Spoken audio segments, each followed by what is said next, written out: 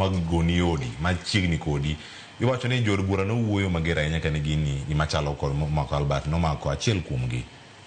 mano jaod bura gini kadi pono chopo machiegni kok ni gini chiegni kodwa ahinya nikech sani kichaka gi mochiegni gi japiny moloyo jotelo gi manyamiyo giling kadi pono obila ni tudo direct ahinya ng'ama ni lemo maromo mar DIG kod ne kabila mano timore roundabout Madesta mano mabath nini ka Bath City Mochari kadi obila man rom kama tadentie de koko chal nade jatend piny Kenya no loso updates ni miyo wasaka sa bang sa kasa ni konwa ni omak joge bang ng'ato duogo penjo ni kwani nonegi gi ji marom nade gik machalo kamae katimore kinde ma jatend piny tiere to ling mare ema chal ni gokoko mathoth moloyo kinde mokalo Cleo ka nitiere gik moko adek to gigi adek ji anyalo luongo ni they are constitutional matters. Mokwongo en political interest nikech inyalo ng'iyo ni penjo ma samoro wanyalo penjre ni amomiyo jatelo ka jatelo nyaka bed gi jatend polise mare kata jatend jolweny mare.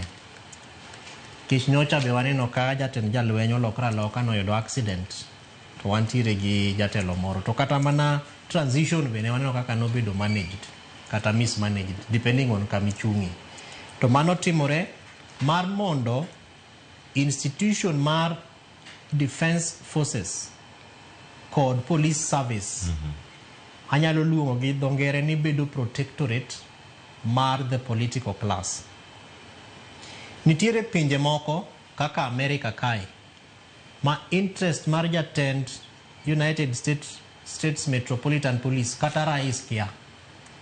nikech king'iyo kaka institutions go tiyo to chopo mar mondo ene motimo those appointments nitiere powers gi kama itimogie kama gigike. But kibiro Kenya ka to katiba marwa wacho king'iyo article 240 from 245 kadhi nyaka 246 gini lwet rais en gima utegno kabisa nikech in gi gima iluongo ni National Police Service Commission ma en ema odhi recruit to bang'e to bunge timonwa vetting to ng'eni kata sama itimo vetting ni bende the political mindset ma walosecha is active and alive nikech wan wapenjre ka ni to kane rais loso ka no, and that is why I fired that man called so and so. To bunge noripo bedni exercise checks and balances ni rais kata senate tok ne wawinjo ka penjo ni to ni fire why imiyo amana story ni bodies were found kaya ya lao timre kama ngomo timre kama but okwane ka penjo gibedo iduoko gi eyo maratiro. So the hand of the politician and particularly the politician in power bedo a very strong aspect en giteko kabisa kaka jeshi tiyo kod kaka police tiyo. Last year kane ji ng'anyo kato jo Kenya wacho ni tero jeshi mondo dhi orakre gi jopiny is against the law but the political class notimo gimora mora maninyalo tim ma waneno ka jeshi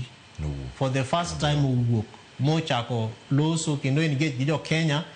kata against ma waneno nyaka ka chike be indiko kata mna gotieno gik moko riko bed ni timre 2025 pinywa mar Kenya ka number 1. Number 2 en gima iluongo ni institutional influence. Institutional influence manyiso no office no tije en ang'o. Ka IG gi DIG the appointing authority marais nyiso wa ni I fired nikech nitiere appointing and disappointing makore firing ni enemo appoint the head of that institution manyiso ni kata sama IG dhi TV makoro loso gi jo Kenya e wang jowi ni nyeni gigo konyal timo ka rais kia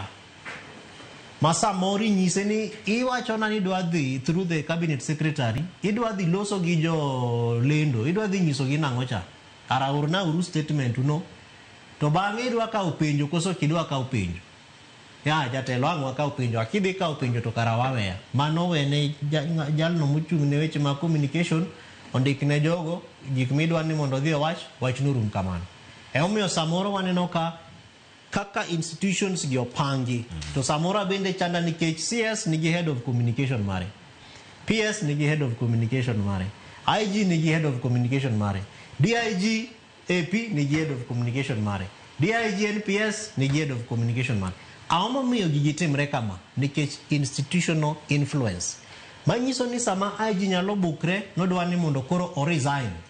To nitiere kata sama koro rais kia. Emo miyo Mheshimiwa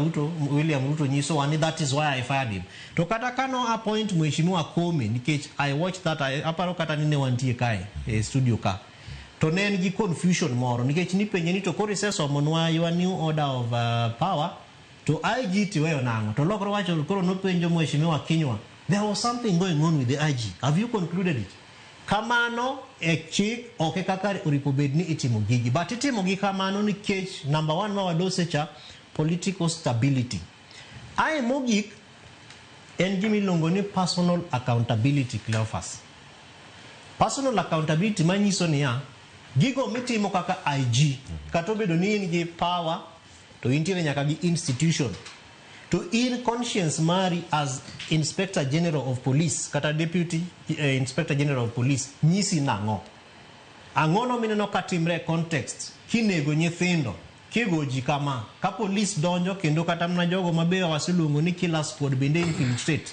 the service tikia your own personal space chalonadi omiyo magi yen gigo masamoro mono wang'eyo adieri manitiere but bottom line en ni the political power mantiere in governance nyaka bed gi protectorate mare moriwo jo police to riwo nyaka jolweny to ma en gima timore pinyo duto te idhi Uganda idhi Tanzania idhi kumora mora mak mana ni kaka they are being established gimilongo ni legal framework emopogore kamano ero kamano ahinya weche thoth kachiel koda ka otima medo donjo karka ne usekalo